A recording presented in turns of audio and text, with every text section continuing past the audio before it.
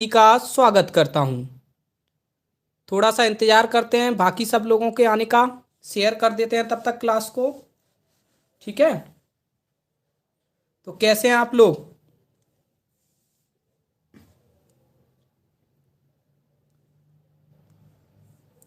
एक बार अपने सभी स्टडी ग्रुप्स में शेयर कर दीजिए कि हाँ क्लास शुरू हो गई है लाइव। आज हम रीजनिंग के वो प्रश्न करेंगे जो पेपर में पूछे गए हैं। कुछ ऐसे प्रश्नों की प्रैक्टिस करेंगे जिनके लिए आप लोग कह रहे थे कि इस टॉपिक में थोड़ा सा कंफ्यूजन हो रहा है, आप इसकी प्रैक्टिस करा दीजिए। तो उन प्रश्नों को करेंगे। साथ ही साथ वो टॉपिक करेंगे जो बहुत ही महत्वपूर्ण है, जहां पर आप लोग अटक रहे हैं। ठीक है, पहले तो हम ये लॉजिक स्टेटमेंट वाले कुछ क्वेश्चन की मैंने प्रैक्टिस के लिए लिख लिया है, क्योंकि एग्जैक्ट क्वेश्चन तो नहीं मिल पाए। वही 3-4 क्वेश्चन मिले थे जो मैंने आज सुबह आपको क्लास बनाकर समझा दिया था। लेकिन कुछ बच्चों का ये कहना था कि सर आप हमको इसकी थोड़ी सी प्रैक्टिस करा दीजिए, तो इसके हमने 5-6 क्वेश्चन लिख लिए हैं, तो इसकी हम आज प्रैक्टिस कर लेंगे। साथ ही साथ दोस्तों कुछ क्वेश्चन हैं जो पेपर में पूछे गए थे। ठीक है, ये प्रश्न कल के पेपर में पूछे गए थे, रीजनिंग के एग्जैक्ट क्वेश्चन है। ये एग्जैक्ट क्वेश्चन कुछ मैं लेके आया हूँ। ये एनालॉगी के भी कुछ क्वेश्चन है, और इसमें मुझे लगा कि नंबर एनालॉगी एक कठिन पोर्शन है जिसको आपको बहुत ही सावधानी से टैकल करना चाहिए। तो नंबर एनालॉगी के भी मैंने प्रैक्टिस ले आया हूँ यहाँ पे। ठीक है, नंबर एनालॉगी की भी हम कुछ प्रैक्टिस कर लेंगे आज की क्लास में, जिससे कि हम इसके लिए थोड़ा कंफर्टेबल हो जाए। और इनइक्वालिटी के लेकर आप में से एक छात्र थे जिन्होंने मुझे भेजा कि सर यहाँ पर इस तरीके के जब क्वेश्चन आ रहे हैं इनइक्वालिटी में, तो इसकी लाइन बनाने में उनको दिक्कत हो रही है। तो मैंने एक क्वेश्चन इनइक्वालिटी का भी ले लिया ताकि इसकी भी लाइन आपको फिर सिखा दूंगा। ठीक है, ये अरविंद शर्मा जी ने भेजा था हमें। तो चलें शुरू करते हैं क्लास को। एक बार सभी लोग जय माता दी लिख दीजिए, तो माता रानी का नाम लेकर हम क्लास शुरू करते हैं। ठीक है, और एक बार क्लास को लाइक भी कर दीजिए सभी लोग। ठीक है, अगर क्लियर नहीं दिख रहा हो ना, पिक्चर क्वालिटी क्लियर नहीं हो, तो आप क्या करेंगे, आपको पता है यहाँ पर ये 3 डॉट पे जाएंगे और ये जो क्वालिटी 144 है इसको एडवांस में लेके 360 कर देंगे। ठीक है,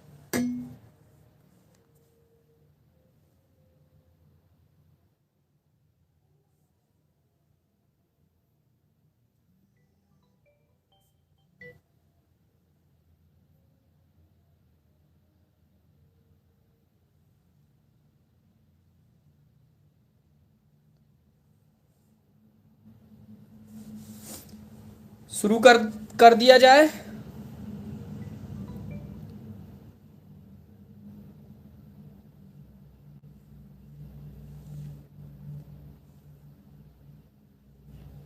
बिल्कुल सही आदित्य जी कह रहे हैं, माता रानी सबको सिलेक्शन देगी। बिल्कुल सबको सिलेक्शन देगी, आप लोग सिंसियरिटी से पढ़िए तो सबका सिलेक्शन होगा, किसी का भी सिलेक्शन रुकेगा नहीं, ये हमारी गारंटी है।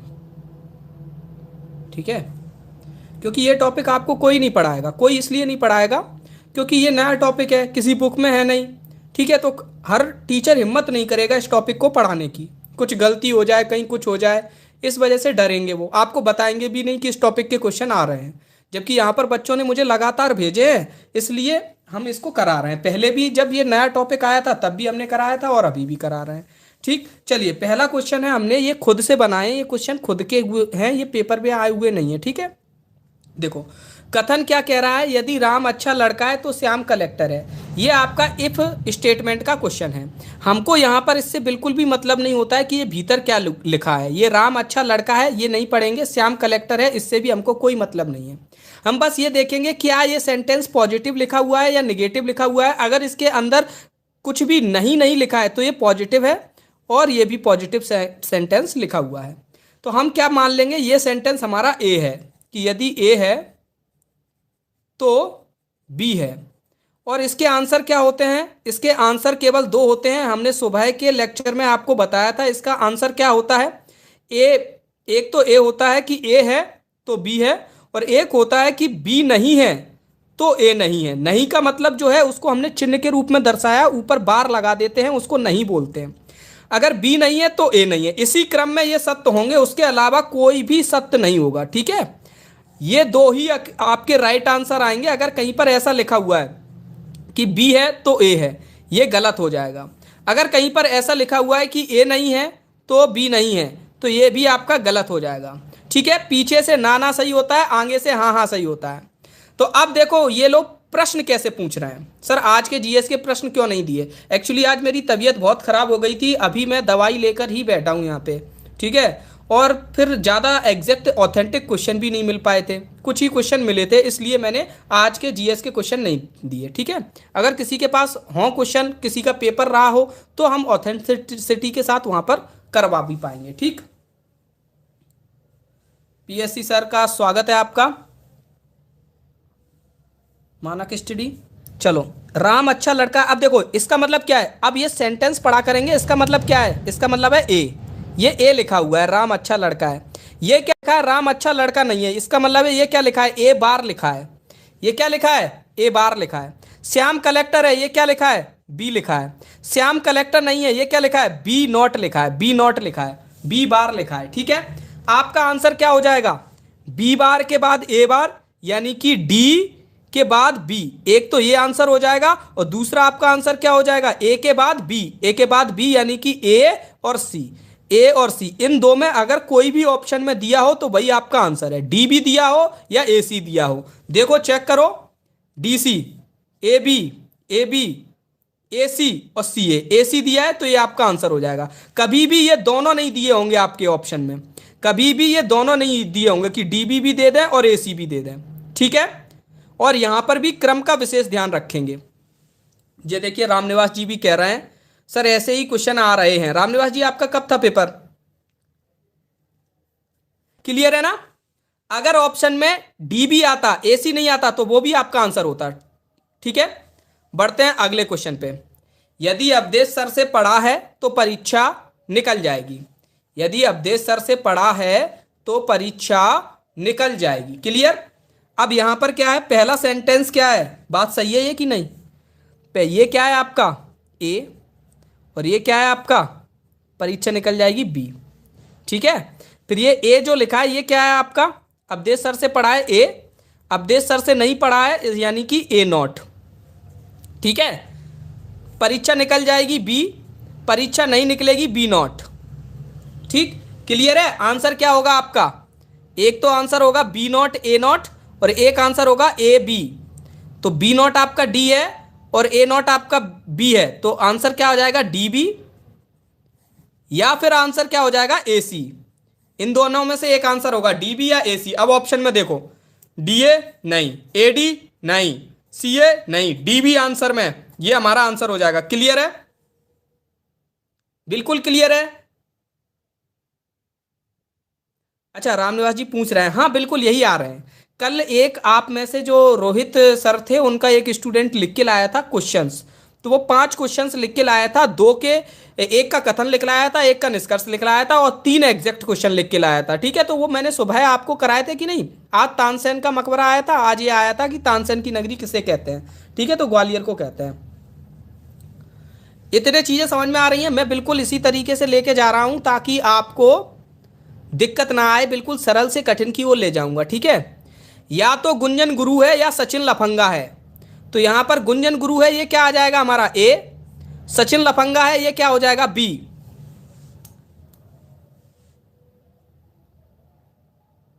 जी हां, ये पैटर्न ऑल शिफ्ट में आ रहा है। सब इंस्पेक्टर भी अब आ जाएगी, जब पुलिस का एग्जाम हो गया है कांस्टेबल का, तो सब इंस्पेक्टर भी आ जाएगी, ठीक है। ए और बी, गुंजन गुरु है ए, गुंजन गुरु नहीं है ए नॉट, सचिन लफंगा है बी, सचिन लफंगा नहीं है बी नॉट। अब बताओ, ए बी बोल रहे हैं यानी ए एंड ए नॉट नहीं है, सी डी बोल रहे हैं सी यानी कि C B and B not नहीं, डी सी बोल रहे हैं डी और सी यानी सचिन लफंगा है, और सचिन लफंगा नहीं है, सचिन लफंगा है, तो ये भी नहीं है सही। डी ए, सचिन लफंगा नहीं है, गुंजन गुरु है, सॉरी गुंजन गुरु, यहां पर कौन सा आंसर होगा, देखिए हाँ सॉरी, या तो वाला आ गया। अब हम किस पे आ गए, या तो गुंजन गुरु है या सचिन लफंगा है। इसके आंसर ध्यान रखो हमेशा, इसके आंसर क्या हो गए, इसके आंसर होंगे हमारे कि जब ए नहीं है ए नॉट तब हमारा बी होगा, और बी नॉट तब हमारा ए होगा। इसमें क्या है, पहला सेंटेंस हमेशा नॉट वाला आएगा, पहला सेंटेंस कैसा आएगा, हमेशा नॉट वाला आएगा। ये चीज समझ में आई? पहला सेंटेंस कैसा आएगा, हमेशा नॉट वाला आएगा। A not then B, B not then A. अब बताओ इसमें क्या सही होगा? ये सेंटेंस दे रहे हैं ए, इसका मतलब है ए एंड ए नॉट। नहीं, अलग अलग दोनों आने चाहिए, एक नॉट आना चाहिए, पहला वाला नॉट आना चाहिए। सी और डी, सी में ये बी है, बी एंड बी नॉट, तो ये भी हमारा सही नहीं होगा। डी सी, डी में कौन है, बी नॉट, और सी में क्या है, बी, ये भी सही नहीं होगा। डी में क्या है हमारा, डी में क्या है, बी नॉट, और ए में क्या है, ए, तो ये हमारा सही हो जाएगा। बी नॉट के बाद ए, बी नॉट के बाद ए। तो ये और वाले सेंटेंस को हमेशा ध्यान रखेंगे कि एक नहीं होगा तब दूसरा होगा, एक नहीं होगा तब दूसरा होगा। क्लियर है? किसी को कोई दिक्कत तो नहीं है? अभी ये देखो, दूसरी चीजों पर चर्चा बाद में कर लेंगे, अभी जो पढ़ रहे हैं उस पर चर्चा कर लो। इस वाले सवाल में किसी को दिक्कत तो नहीं है? Thank you the rock. एक बार और, ठीक है, अगले अगले में कर लेते हैं, हमने अभी और भी तो क्वेश्चन ले रखे हैं, इनमें पढ़ लेते हैं। देखो और वाला अगला सवाल देखते हैं, चौथे नंबर का बाद में कर लेंगे, पांचवें नंबर का पहले कर लेते हैं क्योंकि ये और वाला है। या तो व्यापम में जुगाड़ चलेगा या अच्छे बच्चे पास होंगे। या तो व्यापम में जुगाड़ चलेगा, तो ये तो हमारा हो गया ए, और ये अच्छे बच्चे पास होंगे, ये हो गया बी।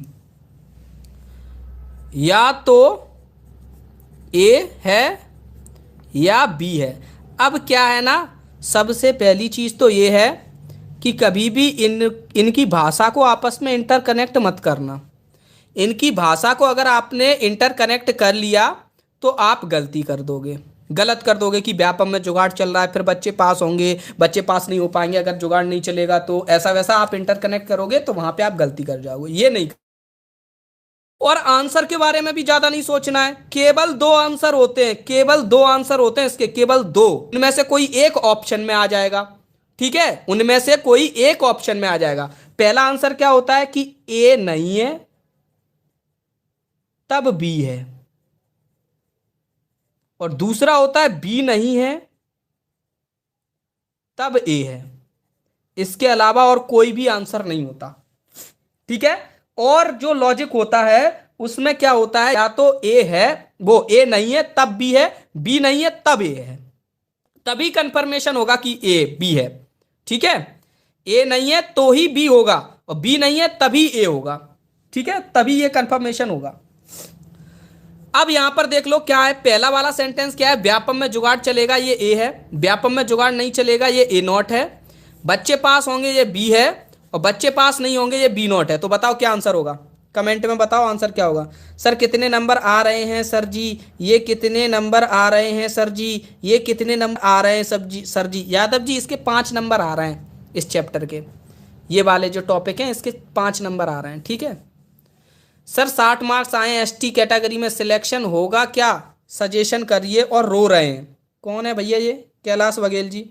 रोने गाने का क्या काम है, 60 नंबर आए हैं, कौन सी शिफ्ट में आए हैं, एसटी कैटेगरी में हो सकता है सिलेक्शन, दौड़ लगाना शुरू कर दीजिए। सर इनका टफ लेवल भी करवा देना जी। देखो मैं आपको बताऊं, मैंने एक 40 मिनट का लेक्चर लिया था 4 साल पहले, वहां पर मैंने इसके टफ लेवल भी कराए हैं। ठीक है, इसके टफ लेवल भी कराए हैं, तो वो आप कर लेना। और फिर अभी पेपर चलने दो, कुछ और क्वेश्चन आने दो, ठीक है, तब हम और कर लेंगे। तो पहले तो हम बिल्कुल सिंपल अपने दिमाग में बिठा लें, तब हम फिर टफ पे भी पहुंच पाएंगे। अब देखो इसमें क्या करना है हमें, पहला क्या कह रहा है, ए बी। ए बी का मतलब है ए एंड ए नॉट, ये तो आंसर होता नहीं है, ए एंड ए नॉट नहीं होता। सी डी, सी डी क्या है, बी एंड बी नॉट, ये भी आंसर नहीं होता। डी ए, डी आपका बी नॉट है और ए आपका ए है, ये आंसर होता है, तो यही आंसर हो जाएगा। क्लियर। डी भी देखोगे तो क्या है, B not and A not, ये दोनों भी साथ में आंसर नहीं होते, नॉट नॉट, एक नॉट दूसरा प्लस पॉजिटिव, ये आंसर होगा। अगर इसकी जगह एडी लिखा होता है, एडी, तो क्या ये आंसर होता, ये बता दोगे तो मैं समझ जाऊंगा कि आपको बन गया। एडी आंसर होता क्या, जीडी में 67 है, हो जाएगा क्या।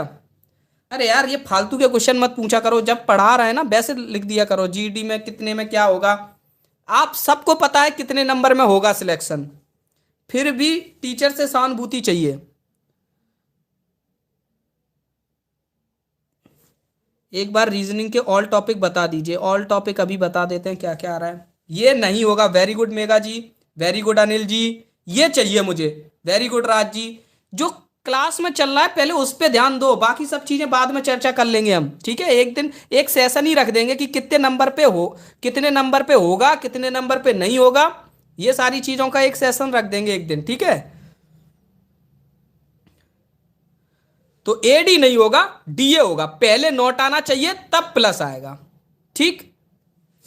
अब ये क्या है, अब बहुत से लोग कहेंगे कि सर ये हमें समझा दो ये क्यों होता है। तो अगर आपको और गेट अच्छे से आता है तो आप ये चीज समझ सकते हो। जिन लोगों ने 11th 12th में और गेट पढ़ा है तो और गेट की ट्रुथ टेबल क्या होती है, 0 0 तो 0, 0 1 तो 1 एंड 1 1 तो आपका 1, यानी कि 1 1 वाली कंडीशन तो है ही, कोई चीज है। अब जब कोई चीज आपकी होती है, एक और होता है इसमें 1 0 देन 1, ठीक है। तो 1 1 तब होता है इन दोनों में से कोई एक हो या दोनों हो। तो अगर एक नहीं होगा तो दूसरे को होना ही पड़ेगा, ठीक है। लेकिन मुझे पता है कि अगर इस तरीके से हम डिटेलिंग में समझाने लगेंगे तो काफ़ी लोगों के ऊपर से निकल जाएगा, तो फिर उन्हें दिक्कत आएगी। इसलिए मैं डिटेलिंग में नहीं समझाता, मैं डायरेक्ट आपको याद करा रहा हूँ कि आंसर ये होंगे और याद कर लो, ऐसे ही पेपर में आ जाएगा। बढ़ते हैं चौथे नंबर के क्वेश्चन पे। चौथा क्या कह रहा है, यदि सीआई के सवाल में अटक गए तो नंबर ज़्यादा आएंगे। चौथा है यदि सीआई के सवाल में अटक गए तो नंबर ज्यादा आएंगे। सबसे पहले तो हमको सेंटेंस नहीं पढ़ना होता। ये है आपका ए, ये है बी, नाम दे दो तुरंत, ठीक है। अब ये क्या है, ए है, सीआई के सवाल में नहीं अटके तो ये ए नॉट है। नंबर ज्यादा आएंगे, ये आपका क्या है, बी है। नंबर कम आएंगे, ये क्या है बताओ। यहां पे आप अटक जाओगे।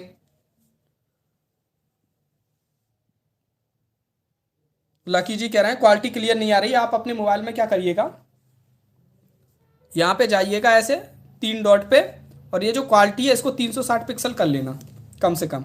720 पे देखोगे तो बहुत शानदार दिखेगा।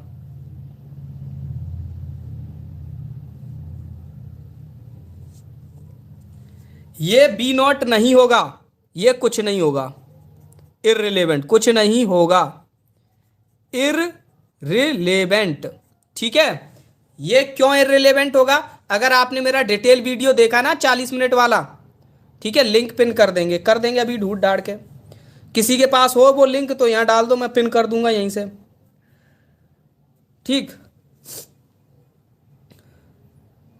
क्यों होगा देखो, अब मैंने आपको पहले ही बोला था कि ये कभी भी मत पढ़ा करो कि नंबर ज्यादा आएंगे। अगर मैंने ये आपने पढ़ लिया कि नंबर ज्यादा आएंगे, ज्यादा आएंगे, तो आप क्या सोचोगे कि नंबर कम आएंगे का मतलब होता है ए नॉट, ए नॉट, वो सॉरी बी नॉट, नहीं, बी नॉट का मतलब होता है बस नहीं लग जाए, नॉट। लॉजिक की लैंग्वेज में, लॉजिक की लैंग्वेज में नहीं लगना चाहिए। अगर यहां ऐसा लिखा रहता नंबर ज्यादा नहीं आएंगे तो हम बी नॉट बोल देते, और डी यहां पर नंबर कम आएंगे, कुछ नया सेंटेंस लिख दिया गया है, कोई नया शब्द लिख दिया गया है, तो वो हमारा इररिलेवेंट हो जाएगा। ये हमारा ऊपर के लॉजिक से, बी से कुछ भी संबंध नहीं रखता, ये हमारा बी के साथ कोई भी संबंध नहीं रखता। क्लियर है इतनी बात, ठीक है। सर ये लॉजिक कैसे लगा रहा है, वो बुक में नहीं है, किसी भी बुक में नहीं है, कहीं पर आपको मिलेगा भी नहीं। मैंने 4 साल पहले पढ़ाया है, उसमें डिटेल में समझाया, तो वहां से जाके देख लेना और क्लियरिटी आ जाएगी। अभी तो मैं केवल आपको याद कराते जा रहा हूं, ठीक है। ये आपका इररिलेवेंट है, ये चीज समझ में आई, ठीक है। तो ये इररिलेवेंट है, तो अब किसी भी ऑप्शन में डी आ जाएगा, उसको हटा देंगे। यहां पे डी आ रहा है, हटा दो, यहां पे डी आ रहा है, हटा दो, यहां पे डी आ रहा है, हटा दो। अब ए सी को देखो, क्या ए सी आपका सही है। ए क्या कह रहा है, ए, और सी क्या कह रहा है, बी, यानी ए से लेके बी तक जाएंगे। हाँ, तो ये तो होता है इफ स्टेटमेंट के दो आंसर होते हैं, ए से बी और बी नॉट से ए नॉट। अब बी नॉट तो कहीं दिया ही नहीं है पूरे में, तो फिर आंसर क्या होगा। यहां पर बहुत से भोले बच्चे ये सोच लेंगे कि ये बी नॉट है, तो वो डी से बी इसको भी आंसर बना लेंगे, वो डी से बी ये पहले ही नंबर पे लिखा हुआ है, इसी को वो आंसर बना लेंगे, जबकि ये आंसर नहीं होगा, क्योंकि ये आपका बी नॉट नहीं है।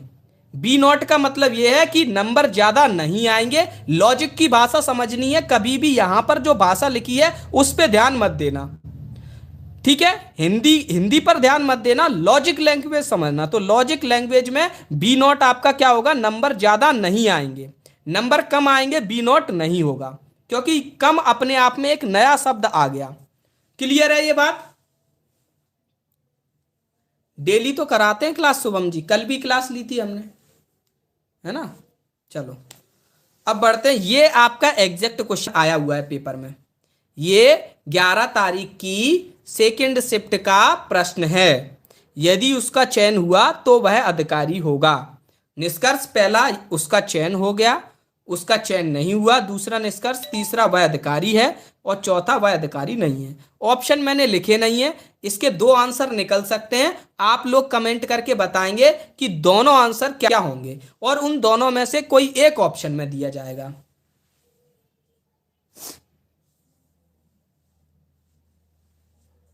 एडवांस मैथ के क्वेश्चन अभी तो नहीं आ रहे हैं, लेकिन ये मत सोचिएगा कि आएंगे नहीं। 17 फरवरी तक आपका पेपर है, तो 17 फरवरी तक धीमे धीमे पैटर्न में भी बदलाव आएगा। पैटर्न का मतलब है जो टॉपिक हैं वो टॉपिक भी थोड़े थोड़े चेंज होते रहेंगे, ठीक है। DB and AC, very good Raj ji, very good very good. अरे ये यदि वाला है, यदि वाला, तो यदि वाले में क्या होता है, ये आपका क्या हो गया ए और ये आपका क्या हो गया बी। उसका चयन हो गया यानी कि ए, उसका चयन नहीं हुआ बी नॉट, वह अधिकारी है बी, वह अधिकारी नहीं है बी नॉट।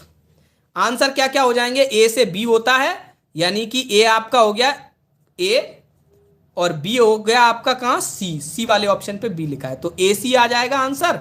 और बी नॉट से ए नॉट, यहां से कौन सा आंसर आ जाएगा डी।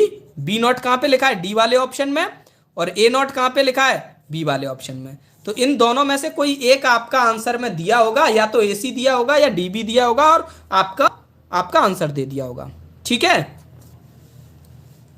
अब जैसे मान के चलो यहां वो लिख देते कि वह अधिकारी नहीं है, यहां लिख देते वह चपरासी है, तो आप इसको बी नॉट मानते क्या? आप सोचते कि हाँ सही बात है यार, अधिकारी नहीं है तो इसका उल्टा चपरासी है, यानी ये बी नॉट है। नहीं, फिर ये कुछ भी नहीं होता, फिर ये कुछ अलग ही हो जाता, इररिलेवेंट हो जाता। समझ में आया ना? 16 का पेपर है। चलो अब ज्यादातर लोगों को तो समझ में आ गया है, और जिनको नहीं आया वो एक सुबह वाला वीडियो देख लें, ठीक है। सुबह वाले से भी थोड़ा और डिटेलिंग समझनी है तो जो मैंने 4 साल पहले बनाया था उसमें मैंने कोई भी लॉजिक छोड़ा नहीं है, सारे लॉजिक करा दिए हैं। अभी ये 2 लॉजिक पूछे जा रहे हैं, इफ लॉजिक पूछा जा रहा है और लॉजिक पूछा जा रहा है। बाद में आगे और भी लॉजिक पूछे जाएंगे। पिछले जब 2016 में पेपर में प्रश्न आए थे ना, तब तो बहुत सारे लॉजिक आए थे। इफ आया था, इफ के साथ ए एंड बी था, फिर देन के साथ यहाँ A R C R D था, यानी कि 4 सेंटेंस एक एक लॉजिक में इकट्ठे करके पूछे थे, जो कि काफी कॉम्प्लेक्स हो गए थे। तो वो सवाल भी मैंने आपको कराए, ठीक है। तो वो अगर आपके पास समय है 40 मिनट देखने का और ध्यान से देखने का, तो आप उन्हें कर लेना। एक ऐसा सवाल आ रहा है डेली, और ये पेपर का पूछा हुआ क्वेश्चन है। इसके बाद इस पन्ने पे जितने भी प्रश्न हैं सब पेपर में पूछे हुए क्वेश्चन है, ठीक है। अब इसमें एक व्रत बना दिया गया, व्रत का मतलब है नर्स, और ये आयत बना दिया गया है। आयत का मतलब है अनुभवी लोग, त्रिभुज का मतलब है प्रशिक्षित लोग, त्रिभुज में प्रशिक्षित लोग हैं। पूछ दिया गया है ऐसी नर्स कितनी है जो अनुभवी भी हैं और प्रशिक्षित भी हैं। नर्स कहाँ है? व्रत में नर्स हैं, यानी नर्स लोग कितनी हैं? 1, 5 और 9। व्रत के अंदर कितनी संख्या लिखी है? 5 और 9। तो टोटल अगर नर्स पूछ दी जाए तो हम कह देंगे 15 नर्स हैं। अब क्या है? अनुभवी और प्रशिक्षित। अनुभव वाला चीज क्या है? अनुभवी है होता है कौन? आयत। तो आयत में कितनी नर्सें लिखी हुई हैं? आयत में 6 नर्सें लिखी हुई हैं। और प्रशिक्षित में कितनी लिखी है? त्रिभुज में, इसमें 5 लिखी हैं। तो जो दोनों हो, ये आयत में भी हैं और त्रिभुज में भी हैं और नर्स में भी हैं, ये कितने हैं? 5 हैं। तो हमारा आंसर क्या हो जाएगा? 5 हो जाएगा। क्लियर है? ये तो आप लोगों से बनते होंगे, ये तो सरल सवाल है, ठीक। ये पेपर का एग्जैक्ट क्वेश्चन है पूछा हुआ। अगला एक क्वेश्चन आया था आपका पेपर में कि जयपुर से राजस्थान, राजस्थान से उत्तर भारत, उत्तर भारत से भारत और एशिया से क्या आएगा आगे। तो हमें पता है ना कि देखो जयपुर से राजस्थान, और राजस्थान आपका उत्तर भारत में, उत्तर भारत आपका भारत में, भारत एशिया में, तो ये किस में? एशिया किस में आएगा? विश्व में आ जाएगा। और विश्व किस में आ जाएगा? ब्रह्मांड में आ जाएगा, है ना। क्राइम मास्टर गोगो कह रहे हैं मेरे को धक धक हो रेला है सर। क्यों हो रहा है धक धक? असंगत छांटना है, असंगत। एशिया, अफ्रीका, अंटार्कटिका और ऑस्ट्रेलिया, सारे महाद्वीप हैं। एशिया भी है, अफ्रीका भी है, अंटार्कटिका भी है, ऑस्ट्रेलिया भी है। क्या होगा असंगत?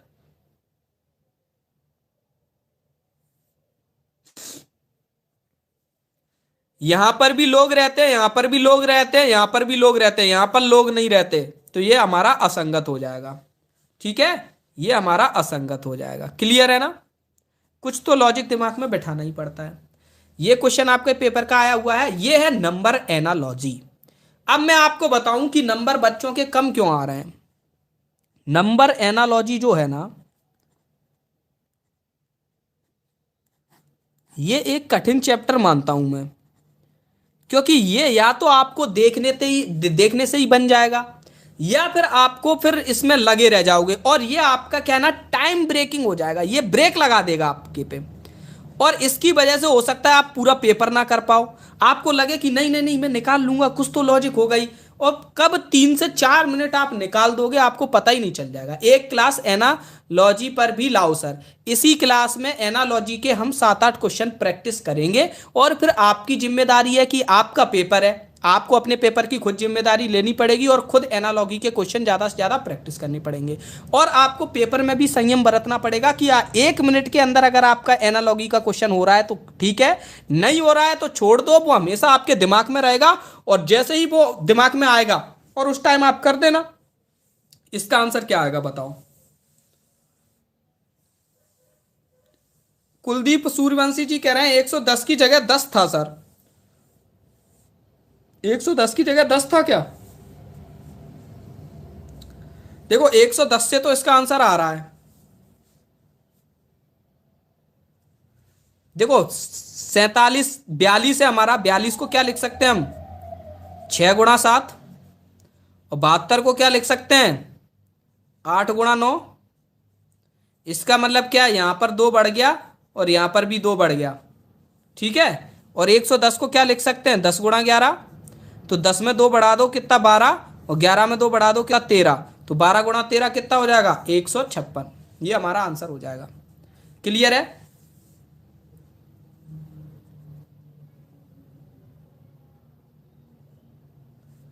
धन्यवाद शुभम जी।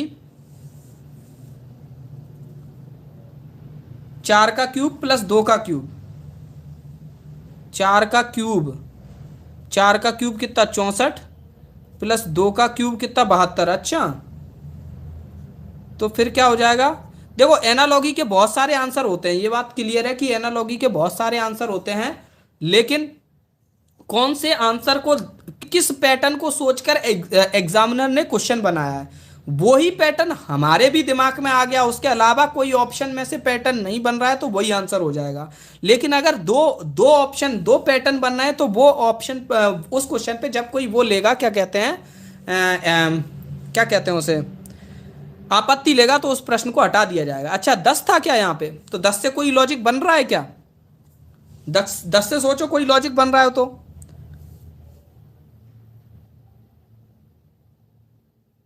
संजय जी कह रहे हैं 10 था, तो 10 से तो मुझे यहाँ पे कोई लॉजिक दिखाई नहीं दे रहा अभी, ठीक है। इसीलिए तो एनालॉजी थोड़ा कठिन चैप्टर है। अब जैसे ये एक प्रश्न था, ये आज के पेपर का प्रश्न है, 12 तारीख की पहली शिफ्ट का प्रश्न है, 3 से 35 और 4 से क्या होगा। अब इसका लॉजिक मेरे दिमाग में बिल्कुल नहीं बन रहा। ऑप्शन ये है 80, 70, 60 और 50। आप में से किसी के दिमाग में इसका बन रहा है क्या? 1 का क्यूब 1 और 0 का क्यूब 0, फिर क्या है? फिर तो 1 ही हो जाएगा, ठीक है। 10 का स्क्वायर प्लस 6 का स्क्वायर, बताओ इसका कुछ बनना है, इसका कुछ बनना है। 3 से 35 है तो 4 से कितना होगा? मुझे तो नहीं बना इसका।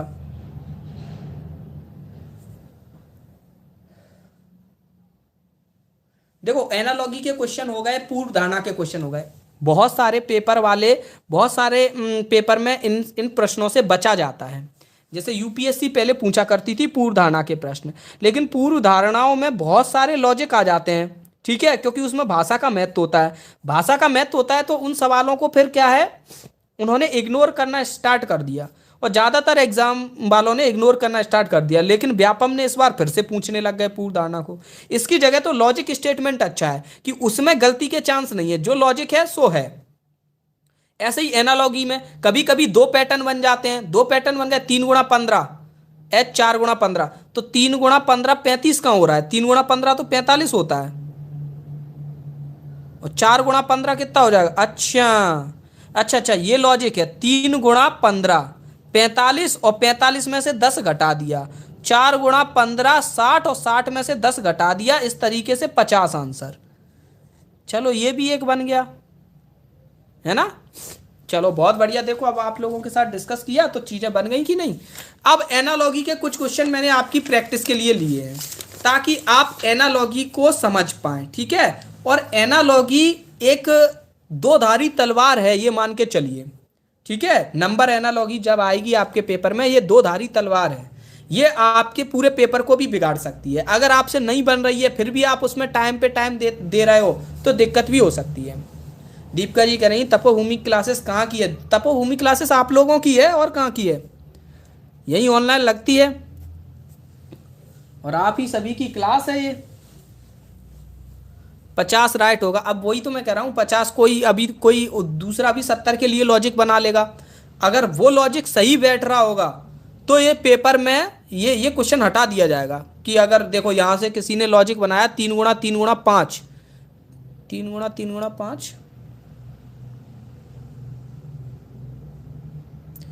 × 10 + 5, 4 × 10 + 10, फिर 10 क्यों जोड़ दिया, फिर भी 5 ही जोड़ो ना, फिर 4 × 10 क्यों दीपक जी। 70 के लिए वो लॉजिक तो सही नहीं हुआ, ये तो गलत लॉजिक है। इसका आंसर बताओ। 14 9 26 के साथ क्या आएगा। कुछ लोग 15 बता रहे हैं, कुछ लोग 12 बता रहे हैं। चलो देखो हम करें।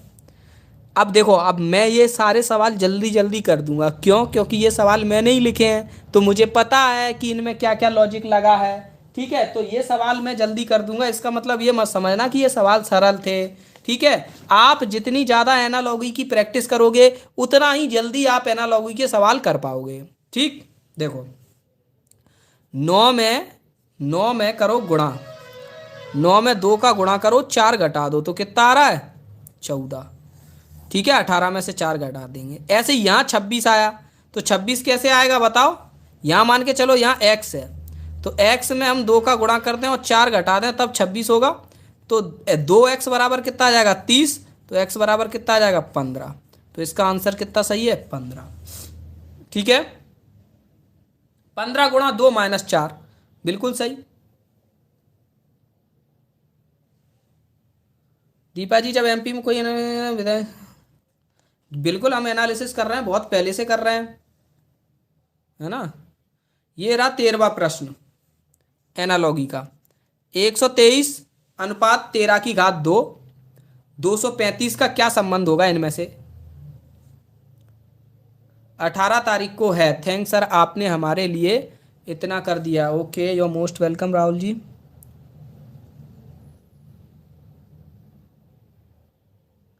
क्या पूछ रही हैं दिव्या जी।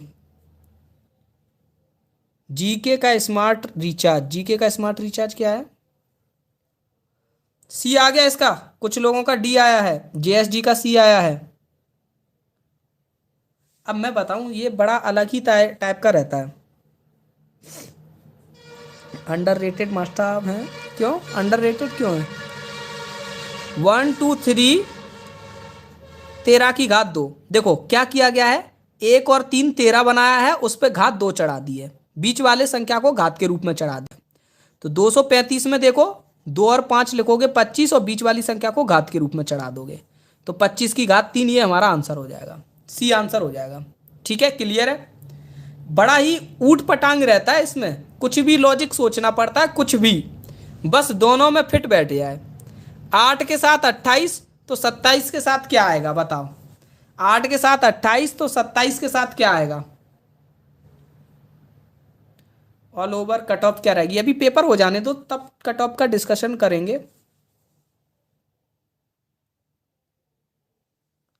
रवि जी कह रहे हैं ऊपर वाले में क्या हो रहा है, 2 का गुणा और -1 हो रहा है। अरे हम क्या कह रहे हैं, एनालॉगी में यही होता है, किसी को कुछ लॉजिक लग रहा होता है, किसी को कुछ लॉजिक लग रहा होता है। x प्लस 1/x बराबर 3 हो तो x प्लस 1/x मतलब x माइनस 1/x पूछा गया होगा मंडलोई जी।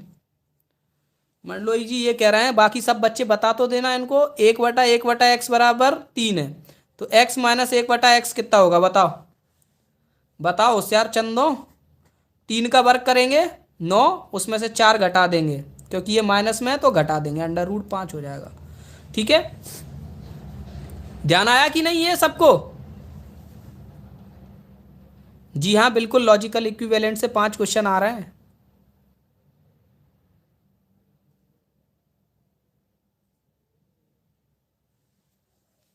चलो ये देखो 8 से 28 हुआ, तो देखो ये कैसे हुआ, हमें पहले से लॉजिक पता है, हमने जिस वेबसाइट से क्वेश्चन लिए वहां से लॉजिक भी देख लिए थे। ठीक है, इसलिए हम जल्दी कर पा रहे हैं। 8 से 28, 8, 28 के अंकों का जोड़ कितना है 10, यानी कि 2 बढ़ रहा है। ऐसे ही 27, यहाँ अंकों का जोड़ कितना है 9, तो आगे जो संख्या आएगी उसके अंकों का जोड़ कितना होना चाहिए 11 होना चाहिए। तो यहाँ तो 10 है, यहाँ 8 है, यहाँ 10 है, यहाँ 11 है, तो डी हमारा आंसर है। ठीक है, क्लियर है? चलो अगला देखो, 3/12 तो 5 कितना, 3/12 तो 5 कितना। मोक में भी पूर्व धारणा गलत हो रही है। देखिए मैं पूर्व धारणा के लिए एक वीडियो बना दूंगा, पूर्व धारणा के लिए मैं एक वीडियो बना दूंगा, ठीक है, कल बना दूंगा, फिर आप लोग उससे करिएगा। चक्कर क्या है, बहुत सी बार क्या होता है, पूर्व धारणा का सवाल सही होगा, लेकिन आंसर करने वाला जो मतलब आपका एग्जामिनर है वो उसको गलत आंसर कर देगा, ये भी हो जाता है। इसीलिए तो ये देना नहीं चाहिए, इनको हटा देना चाहिए हमेशा के लिए, पूर्व धारणा वगैरह जैसे चीज़ों को रीजनिंग से हटा देना चाहिए। पीएससी वगैरह के एग्जाम में पूछा जा रहा है तो भी चलो समझ में आ रहा है कि हाँ इस तरीके की चीज़ों की ज़रूरत है, नहीं तो ये तो कन्फ्यूजन वाले हैं। एनालॉगी के भी क्वेश्चन नहीं पूछने चाहिए, क्योंकि उनमें भी चांसेस रहते हैं कि दो दो पैटर्न बन रहे हो, 3 पैटर्न बन रहे हो, तो वो क्वेश्चन फिर हटा दिया जाएगा। एनालॉगी के कितने क्वेश्चन आ रहे हैं ये तो मुझे एग्जैक्ट नहीं पता, लेकिन जो क्वेश्चन कठिन होता है वो बच्चों को याद रहता है एनालॉजी का। ठीक है, विकास जी कह रहे हैं सर आज मैंने आपको कितना कॉल किया, आपने उठाया ही नहीं, मैं भिंड जिले से हूँ। एक बार तो मैंने आपका उठा लिया था, ठीक है, लेकिन फिर आपने तो 5-6 बार लगाया, और मुझे था भयंकर बुखार। ठीक है, अभी तो मैं दवाई लेके आपको फिर पढ़ाने बैठा हूँ, है ना। तो आप कॉल वॉल मत किया करो आप लोग, है ना, आप लोग बस व्हाट्सएप कर दिया करो ना, आपको व्हाट्सएप नंबर दे दिया है, व्हाट्सएप कर दिया करो जो भी आपको पूछना हो, जब मुझे टाइम मिलेगा तब मैं बता पाऊंगा आपको। ठीक है, बैंकिंग लेवल के कथन पूछ रहे हैं 10वीं लेवल की परीक्षा में, हाँ ये बात तो है। अब बताओ इसमें क्या बनना है, 3 से 12, मैं भी कहाँ बातों में लग गया, 3 से 12, 5 से क्या, 3 का वर्ग करोगे ना और उसमें 3 जोड़ दोगे तो 12 आ जाएगा। ऐसे ही 5 का वर्ग करोगे उसमें 5 जोड़ दोगे तो कितना आ जाएगा 30 आ जाएगा। तो हमारा आंसर क्या हो जाएगा 30। Very good.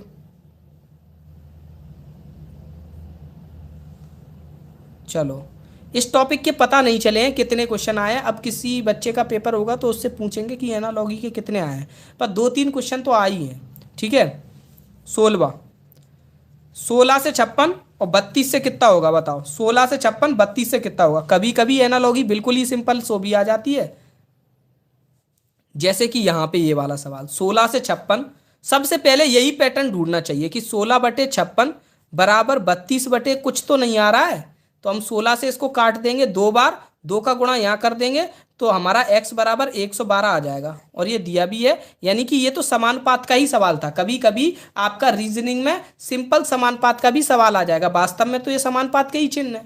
ठीक है, तो ये सिंपल ऐसे भी आ जाएंगे। अब अपन एनालॉगी में ही ढूंढने ना लग जाए, कुछ गणित से भी अगर सिंपली हो रहे हैं तो वो भी कर दें। ठीक है,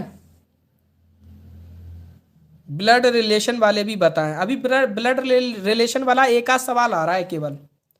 4 से 19 है तो 7 से कितना होगा, 4 से 19 है तो 7 से कितना होगा बताओ।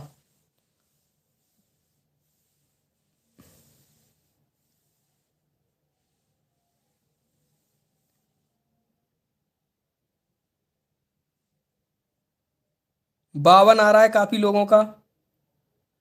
वेरी गुड, बहुत बढ़िया। देखो 4 की घात 2, 16 में 3 जोड़ा तब 19 हुआ, तो 7 की घात 2, 49 में 3 जोड़ेंगे तो क्या हो जाएगा, 52 हो जाएगा। ठीक है आंसर। रीजनिंग ये अलग ही टॉपिक होता है, ये कुछ लोगों के दिमाग में तुरंत छप जाता है किसी सवाल का आंसर, और कुछ लोगों को काफी देर बाद दिखाई देता है। पूर्व धारणा मैं कल पढ़ा दूंगा, ठीक है, कोई दिक्कत तो नहीं, कल पढ़ा देंगे। कुल कितने प्रश्न आ रहे हैं रीजनिंग में, मुन्ना भैया पूछ रहे हैं भिंड से। तो 35 प्रश्न आप मान के चलो कि रीजनिंग से आ ही आ रहे हैं। पैटर्न में थोड़ा बदलाव हुआ है, अब साइंस और जीके एक साथ पूछा जा रहा है, जो कि पहले साइंस रीजनिंग के साथ, वो जीके रीजनिंग के साथ पूछा जाता था, साइंस मैथ के साथ पूछा जाता था। अब ये एक साथ पूछा जा रहा है, और इसके क्वेश्चन बन रहे हैं लगभग 35। उसके बाद 65 नंबर का मैथ और रीजनिंग पूछा जा रहा है, और उसमें भी रीजनिंग ज्यादा है, मैथ कम है।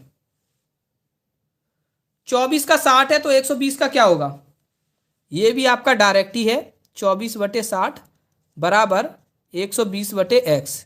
24 से इसको काटो, ये 5 बार जाएगा, 5 का इसमें गुणा करो तो x बराबर 300। Very good JS ji. Clock and calendar से भी आ रहे हैं, कैलेंडर से तो अभी तक कोई क्वेश्चन आया नहीं है, क्लॉक से भी नहीं आया है। ठीक है, मैं आपको बता दूं रीजनिंग में सबसे ज्यादा क्या आ रहा है। एक तो आ रहे हैं ये कथन निष्कर्ष, ये वाले, ये जो टॉपिक है इनइक्वालिटी का, इनइक्वालिटी का ये एक क्वेश्चन अरविंद शर्मा जी ने हमें भेजा था। उनने कहा था विज्ञान बिल्कुल नहीं आता शुभम साहू जी, आप केवल और केवल बायोलॉजी पढ़िए, बायोलॉजी पढ़िए। कल का टाइमिंग भी यही कही रहेगा। आप लोग व्हाट्सएप से जुड़ जाइए, जो लोग व्हाट्सएप से नहीं जुड़े हैं 8839449109, यहाँ से व्हाट्सएप से जुड़ जाइए। अपना नाम, शहर का नाम, नाम शहर का नाम और एग्ज़ाम लिखकर भेज दीजिए, हम आपको ब्रॉडकास्टिंग में ऐड कर लेंगे। वहाँ से आपको पता चलता रहेगा कि कब कब क्लास होती है। और दूसरा हमारा टेलीग्राम भी है, टेलीग्राम पर आप सर्च करेंगे @तपोभूमि, @तपोभूमि, तो आपको टेलीग्राम पर मिल जाएगा हमारा चैनल तपोभूमि ब्रॉडकास्ट।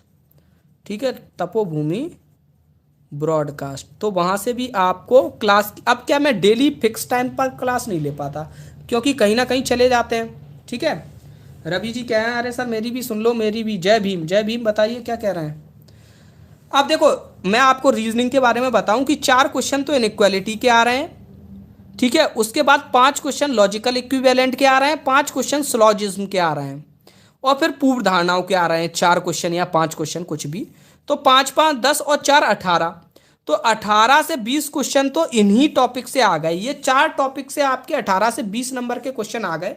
और मैं आपको बता दूं कितना भी इंटेलिजेंट बच्चा हो, 5 में से 1 क्वेश्चन तो वो सिलोगिज्म का गलत करके आता ही आता है, ये एवरेज है, मैंने देख लिया, मेरा भी गलती हो जाता है सिलोगिज्म।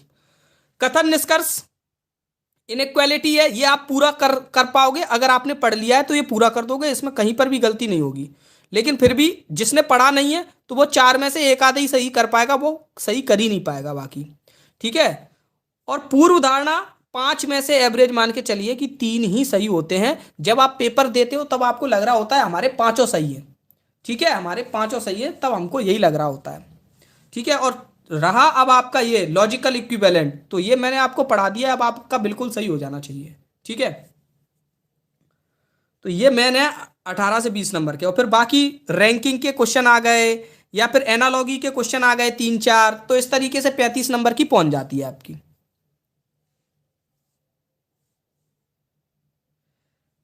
नीरज जी कह रहे हैं इनइक्वालिटी को बेसिक से समझाइए। मैं एक लेक्चर ले चुका हूं 21 मिनट का इनइक्वालिटी का, वहां पर मैंने बिल्कुल बेसिक से समझाया और बिल्कुल हो जाएगा। अब इस सवाल को करेंगे। यहां पर अरविंद जी को क्या दिक्कत थी वो आप में से भी काफ़ी बच्चों को होगी, तो वो मैं आपको समझाऊं कि सबसे पहले यहाँ पर कितने कथन है, 2, ये कॉमा लगा हुआ है तो ये पहला कथन है और ये हमारा दूसरा कथन है। तो ये जो पहला कथन है पहले इसको लिख लेंगे, R = Q less than I greater than equal to M = E, और फिर I और Z, तो हम I को लिख लेंगे I के नीचे। और अब देखो हम यहाँ पर Z को दोनों दिशाओं में लिख लेना चाहिए, Z को हमको यहाँ पर भी लिख लेना चाहिए और यहाँ पर भी लिख लेना चाहिए। क्यों लिख लेना चाहिए मैं आपको अभी बताऊंगा।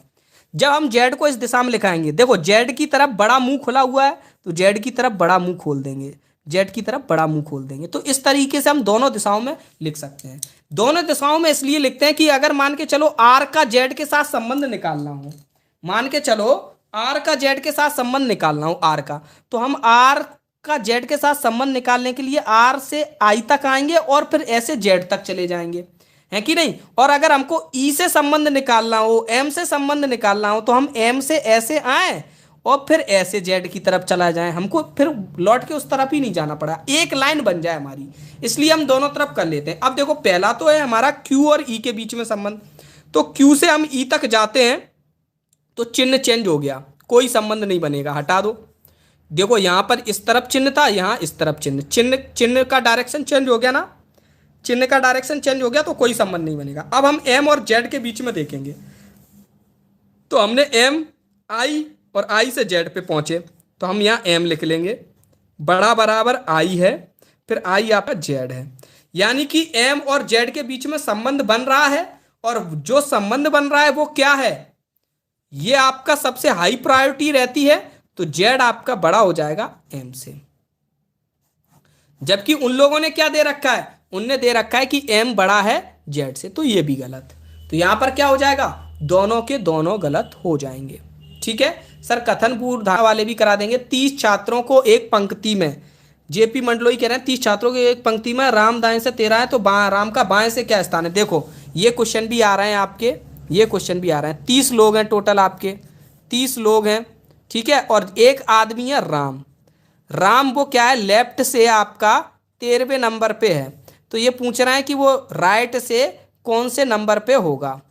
अब देखो ये जो, जैसे वो 12वें नंबर पे, यहाँ अगर 13वें नंबर पे है तो इसके पहले कितने स्टूडेंट होंगे बताओ, 12 स्टूडेंट बैठे होंगे कि नहीं, 12। फिर ये 13वें नंबर पे ये बैठा होगा खुद अकेला, तो इस तरफ कितने स्टूडेंट बैठे होंगे बताओ, इस तरफ कितने बैठे होंगे। यहाँ 12 है तो यहाँ 18 थे, तो यहाँ कितने होंगे, 17 स्टूडेंट बैठे होंगे कि नहीं, 17 स्टूडेंट बैठे होंगे, बैठे होंगे कि नहीं बताओ। यहाँ बीच में राम बैठा है, ये राम भाई साहब हैं, राम भाई साहब यहाँ बैठे हुए हैं, तो राम के पहले 12 बैठे थे, तो राम के बाद में 17 बैठे होंगे, तो राइट से वो कौन से नंबर पे होंगे, 18वें नंबर पे होंगे, 18वें नंबर पे होंगे। अब देखो मैं आपको इसकी ट्रिक समझा दूं। ट्रिक कैसे है कि जैसे ये 30 है ना, तो 30 में से 13 घटा दो प्लस 1 कर दो, इतने पे नंबर पे बैठे होंगे, तो 18वें नंबर पे बैठे होंगे। ठीक है, ओबीसी का कट ऑफ कितना है सर, अभी कट ऑफ थोड़ी आया है, डायस एंड प्रोबेबिलिटी के क्वेश्चन नहीं आ रहे हैं सर। आप बोर्ड पर ऑनलाइन क्लास शुरू कीजिए मैथ्री। क्यों, ये इस वाली क्लास में कोई दिक्कत है क्या, यहाँ से समझ में क्लियर आता ही है, यहाँ पे बढ़िया आराम से सारे अक्षर आपको दिखाई देते हैं, तो मेरे हिसाब से यही क्लास सही है, बेटर है।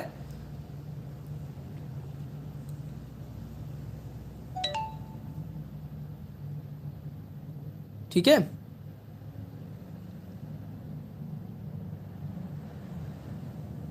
साइंस के क्वेश्चन बहुत कम आ रहे हैं, बिल्कुल कम नहीं आ रहे हैं, 15 क्वेश्चन आ रहे हैं।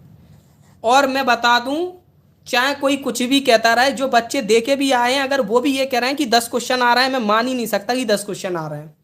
क्योंकि एक दिन जिस दिन लड़का पूरे क्वेश्चन लिख के ले आया था, उस दिन वो 13 क्वेश्चन साइंस के लिख के लाया था, 20 क्वेश्चन वो लिख के लाया था जीके के, तो 2 ही तो क्वेश्चन रह गए। और जब पेपर आप उठा के देख लेना तब पता चल जाएगा कि साइंस के 15 क्वेश्चन ही आ रहे होंगे। ठीक है, बच्चों को साइंस के क्वेश्चन याद नहीं रहते, इसलिए अपन को लगता है कि साइंस के क्वेश्चन कम आ रहे हैं। ठीक है, याद नहीं रहते साइंस के क्वेश्चन इस वजह से। ठीक है, 12 से 15 भी नहीं आएंगे। नीरज जी मैं आपको क्लियर कर दूं, आज तक कभी भी पुलिस में इस तरीके का पैटर्न चला ही नहीं है। अगर आपने पिछले साल के पेपर देखे होंगे तो वहां पर भी 15 के 15 ही थे, 15 15 15 पर डे। ठीक है, जीएस 20 की थी तो 20 20 20 20 की पर डे। तो ऐसा ही पैटर्न अभी भी है। अगर रीजनिंग 35 है तो 35 ही होगी, मैथ 30 है तो 30 ही होगा, 28 भी नहीं होगा। जब पेपर आ जाएंगे सभी के सामने तब हमको क्लियर हो जाएगा कि इतना ही है। अब लेकिन होता क्या है कि जैसे कुछ टॉपिक हैं, जैसे आयु अनुपात के टॉपिक हैं, ये रीजनिंग में काउंट किए जाते हैं। ठीक है, कुछ और भी टॉपिक है, तो कोई इसको मैथ में काउंट करने लगा, कोई इसको रीजनिंग में काउंट करने लगा, तो बच्चों को ये लगता है कि सर मैथ 20 की आ रही है, ये इतने का आ रहा है। ठीक है, तो पूर्व धारणा आ रही है, कल हम पूर्व धारणा की भी क्लास लगा देंगे। आज की क्लास में इतना ही। आप लोगों ने आज की क्लास बहुत अच्छे से कंडक्ट कराई, उसके लिए बहुत बहुत धन्यवाद। जो लोग हमसे व्हाट्सएप से या टेलीग्राम से जुड़ना चाहते हैं वो लोग व्हाट्सएप टेलीग्राम से जरूर जुड़ जाएं। वहां पर अभी इस क्लास की मैं पीडीएफ टेलीग्राम पे डाल दूंगा। पीडीएफ मैं व्हाट्सएप पे नहीं सेंड कर सकता क्योंकि वहां पर फिर बल्कि हो जाता है, इसलिए पीडीएफ मैं टेलीग्राम पर ही डालता हूं।